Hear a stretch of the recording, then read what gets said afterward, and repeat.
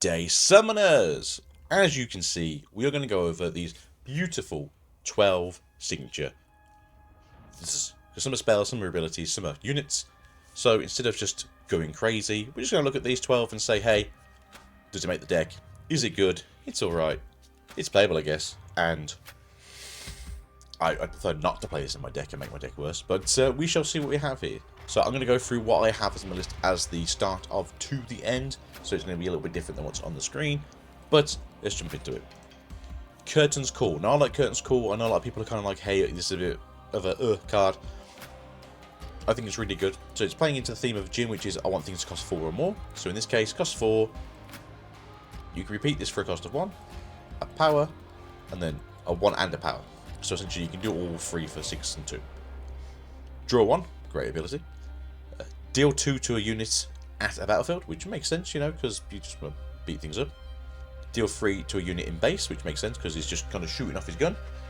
And then give a unit at a battlefield -4. So the thing with this here is essentially it's doing singularity damage to one thing or fallen comet, and then you're doing 3 to swing in the back, which is not too bad because you can especially just kill it off with maybe a stupefy swing else later on, and then you get a draw. So overall, fairly good. I quite like this. I think it's a very, very good card overall. I think it's going to be seeing some play. I know a lot of people are like, no, I don't really like it. It doesn't really seem that great. I think for what the deck does and what the deck wants, this isn't a bad card. So I'm going to say it's going to be in the old camp of it's good. It's alright. I think it's alright. It's already changing our minds. So, Thrill of the Hunt. Mr. Rengard. Action. Play anytime, even before spells and abilities resolve. Cost 2 and a power. And then banish a friendly unit. Then its owner plays it to any battlefield in its cost. If equipment didn't de-equip upon banishment, this card would be absolutely stupid. It'd be great because you'd be doing some terrible things for red buff. Mr. Brumbleback. But currently, I think this is an okay spell. Because it can just put something big and scary onto a battlefield. For instance, let's just say you're playing a weird dazzling build of this where you just put down a volley bear, you walk him into somewhere, on your turn he fights that thing off, and then you banish him and go to the other one to conquer 2. I can see it being okay, I can see it happening. But overall, you know, I think it's alright. I don't think it's going to be the craziest thing in the world. I think it's going to see play. I just don't think it makes the deck better or worse. I think it's just a decent card. Depth from Below. Cost 4, power 1, kill a unit at battlefield. Then, if it had 3 or less might, you may pay 1 power to play this from your trash. I like the idea of this, but red and purple don't necessarily reduce might. I think if you're playing this in 2v2 and your fellow 2v2er was in blue and they were just demiting everything, I think this would be like probably the best play in the game. Since a lot of things revolve around having 4 might, and 4 might seems to be like the threshold point of where things start happening, I think this spell is overcosted. If it was 4 and 1 for 4 might, then you're basically doing the same thing as all the other 4 cost spells that kill things that cost 4. You're doing the same distance. But I think if that's the case, it would be a very broken card because you just bounce around the battlefield. So overall, I think because it's underpowered, I think it's good, but I think it could be a lot better. So we're just going to put it's good. Hex Tech Gauntlets. Yeah, baby. I do like these. Cost 3, and then to equip cost 3 and a power. This ability's energy cost is reduced by the might of the unit you choose, and then pay the cost, which in most cases will be pay the power. And then when I conquer, if you assign 3 or more access damage, draw 1. There's so many cards in red that can just take advantage of this. I mean, Vi herself can take advantage of this with the new red Vi, the Origins red Vi that has the you can power myself up to just push through damage. Reds is Assault. There's some decent mind gain in this. We've just got a red card, just got a new yellow card that says either exhaust or recycle this, gain 2 might. So there's going to be lots of in here. I can foresee a mighty version of this deck where you have Fiora in there, and then you go from 3 to 5, ready things, and then just start popping off. So overall, I like these gauntlets. I don't think they make the deck. I just think they are, again, they're good. Free might is that kind of place where things are getting good damage-wise, and for free isn't too bad. The equip cost is what will be the problem. But again, most things you play will have 3 might or 2 might and can gain extra might, or there'll be 4 might, so it doesn't really matter too much. I could even see there being a very weird world where you're playing this in a janky weapon master version of this with the 2 weapon master things from set 2. So maybe, and then that would be a very interesting version of the deck where it just basically puts things onto the field, it's equipping, it went mighty, you can use Fiora, it then just goes into the battlefield and you starts taking names. So I can see that happening. But I think overall it's pretty darn good. Then we have Lilting Lullaby, which is Lilia's signature move. Cost 2 and 2 power. Reaction play, so basically play this whenever you want to. Counter a spell and its controller can't play spells this turn. Essentially, it's just a cheaper wind wall that also has half of a Thundersong effect. So I'm not going to say it absolutely makes the deck, but power-wise, it is very, very, very strong. Like, it's absolutely just taking names, bullying people, and showing people, hey, this is how we do it, baby. And apparently, it's don't you dare try and do things that are fun. Alpha Strike. Alpha Strike's a weird one for me. Cost 3 and a power. Action, so you start the chain with this one. Choose a friendly unit. It deals damage equal to its might split amongst enemy units at our battlefield.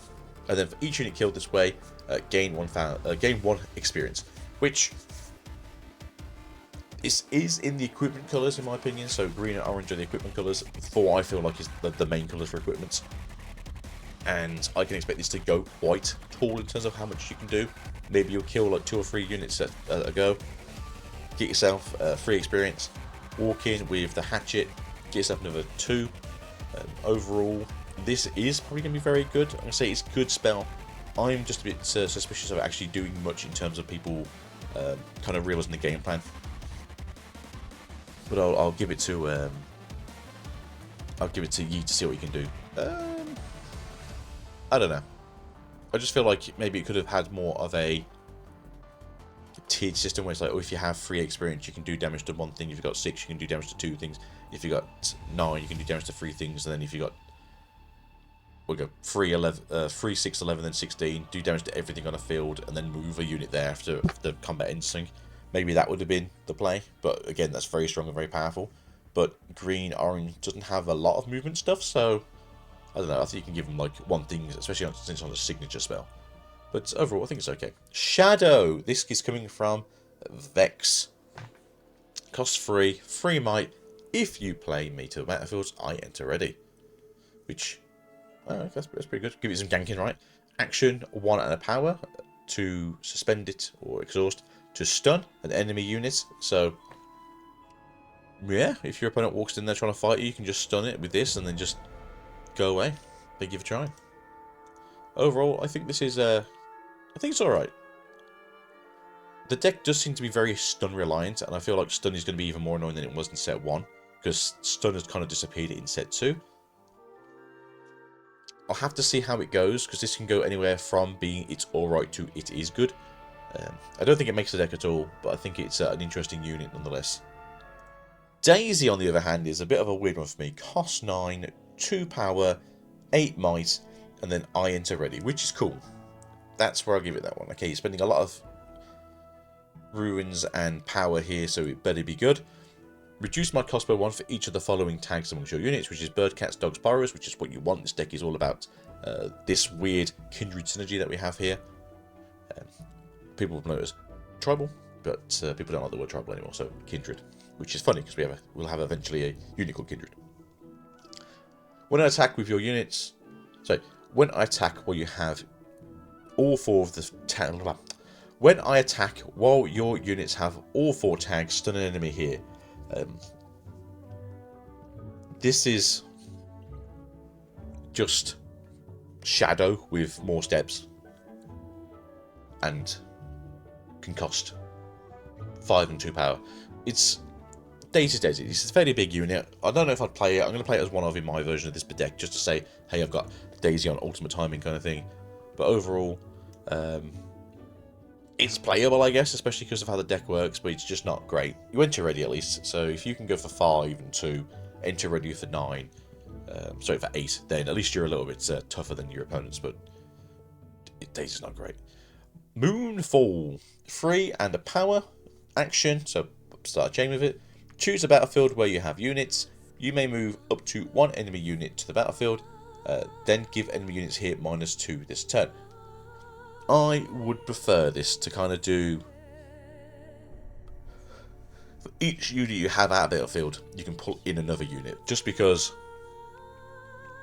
I feel that's how our ultimate works. Obviously, her ultimate pulls everything in, so I don't know, maybe that'd be a bit too strong, but I like it. I think it's decent. It's going to have some play in here, especially because blue and purple do like to deal with the dropping of might, messing around with things. Her units, so her spells are going to be pretty good for this, so I'm going to say it's good. I don't know if it's great, I think it's good. It doesn't absolutely make the deck. Then we have LeBlanc's Mirror Image. Choose a unit, play a ready reflection unit token to your base. It becomes a copy of that unit, give it temporary, which obviously means kill it the next time to score a point, right? So this could be really good. It doesn't say choose your own target. Just choose a unit, so I think this is going to be really good. I don't think it makes the deck. I think it is good. I think it's somewhere between here, to be fair, because it's going to be very interesting to see when someone just goes, hey, I've just got a token Baron here, or a token Elder Dragon, or a token, what's his name, Shelley. So, yeah, I can see this being really good and effective, especially because of its costage being 3 and 2. But overall, I don't think it makes the deck. I think it's just really good in the deck, because the deck itself is already very strong. Even before we saw Mirror Image, we just knew the deck was strong anyway. Moving over to Kha'Zix's Void Assault, though. Move a friendly unit and then move an enemy unit. If they both move to a battlefield you don't control, you're the attacker. Yeah, that's it. This is...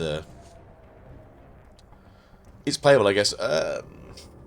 2 and 1, so basically it's the same as Challenge, except you're moving to a battlefield to attempt to take the battlefield at the same time, which I think is just what people were doing with Challenge originally. So you were challenging something, dealing damage to them, you had slightly more might, you'd survive, they'd die, you walk into a battlefield uncontested, you basically recover your HP, and that feels like this is what this wants to do.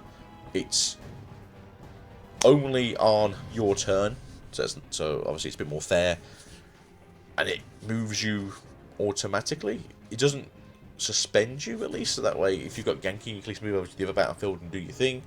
Overall, though, it's playable, I guess. I don't think it's the greatest thing in the world. Kha'Zix having extra movement is fine. I don't think the other Kha'Zix care about moving, though, do they? Unless it's the one that's got Hunt, maybe, so it's like, well, you move in here, you gain experience, you do your thing. Overall, though, thematically it makes sense, I guess, for Kha'Zix to have a movement spell. It's just, I don't know if the signature should have been it. I feel like Evolution should have been it, where like, it gains experience or something, or like, for every tier of experience you have, you get like an additional thing, maybe. But I think the experience is like a really odd mechanic that they're going to improve maybe over time. We might not ever be seen again. And then finally, Keeper's Verdict, which is Poppy's signature spell. 2 and 2, action, play on your turn to start a chain. Choose an enemy unit at a battlefield. Its owner places it on top or the bottom of their main deck. Its Rebuke in yellow-orange, which I don't hate because it's a signature spell, so it's a case of it's specifically only Poppy's getting this. Keeper's Verdict does that anyway. Actually, Keeper's Verdict would send it back to base, so because that's what it's attempting to do. I think it's good. I'm going to say it's good. It feels like it's going to be quite good. Poppy's a very aggressive deck, so this way is basically just moving things from the field, making her way downtown, swamping fast. But overall, yes, what it is. I do feel like this isn't exactly the pinnacle of existence over here in this list here. I do think the Lilia counter spell is just absolutely crazy because your opponent's just like, I can't do anything else now. Shutting down at least 3 or 4 other decks and possibly just the blue archetype in general. It's good. I think the Pike spell is very good, but again, I think it's going to be much better in 2v2.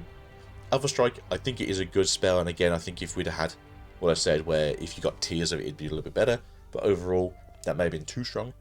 Moonfall, it is good. It's going to do what it wants to do. Again, you're in the colours that want to do damage. It's already dropping down might. It's going to make things a lot easier to essentially fight on a battlefield. Mirror Image, it's a very good card. It doesn't make or break the deck. The deck itself is already very strong. It's just a very strong card already in a strong deck.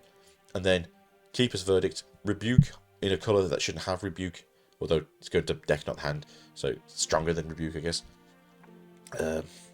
Especially if we ever get yellow and orange that has like mill ability, so you put it on the deck and you just mill it out. So I think that's like, they are good. I think these are all good spells. I think the idea of having an action Rebuke is also pretty good, so there we go. It's alright. Curtain's cool. It's a fairly decent thing. 6 for 2, and then you get to basically just ravel off all these different things. Thrill of the Hunt, if equipment didn't drop on the Banish, I think it'd be a lot better, but that is how Banish works, so it's not as great, but it's still pretty decent because you get to move things. Hextech Gauntlets, 3 might, and then equipping for a power is going to be pretty darn good in this set, so I can't really say anything bad about it. It is good, it's alright, it's just not great. It doesn't really make the deck any better or worse. I think Vi's signature spell should have been her Assault, where basically she just gets to go in and just pulls away, but I'm pretty sure that is her yellow champion card, so yeah, it is what it is. Shadow is Shadow. It's an okay unit. I guess I probably would have heard if it was like 5 for 5, and then you can stun something as well, just because it's the ultimate ability, and being a 3 for 3 doesn't seem very strong in terms of like power strong, but it's the fact that this deck just stuns constantly is going to be a nightmare. And then again, Daisy, it's just a weird tribal card that's trying to make itself seem better than it is, especially in a deck that's kind of trying to be a weird tribal deck. Maybe when we get more better Para's not too bad. If we get better dogs, cats, and birds, maybe. But the Para can make birds. The dog can make birds. There's a battlefield that make birds. So birds are birds. And then Void Assault here. Again, you come in readies if you're already readied. Otherwise, it's just a case of I'm going to play something out and then challenge to a battlefield so I can try and win a contested battlefield maybe. But overall, this is where I'm thinking everything is. I don't think anything's down here to the point where we don't play it. Obviously, there were some decks in the past from like set 1 and 2 where we kind of didn't want to play that stuff. Like Yasuo, you didn't really want to play Last Breath, and then now that the new rules with a Caffeine Rain, people don't really play Caffeine Rain too often in their Kai'Sa decks. But overall, this is where we're going with this. I think these will all see some play. Definitely a 3 of, maybe a 1 or 2 of, maybe 1 or 2 of, maybe a 3 of, a 3 of, a 3 of, maybe a 2 of, and then so forth and so on. But overall, I'm happy with this list. Let me know in the comments what you think, and if you are new here, especially if you're watching me, you've been enjoying my ramblings for multiple episodes, subscribe. It helps the channel out, and we're slowly on our way to 50 subs. So, see you guys soon. Ta-ra. Oh.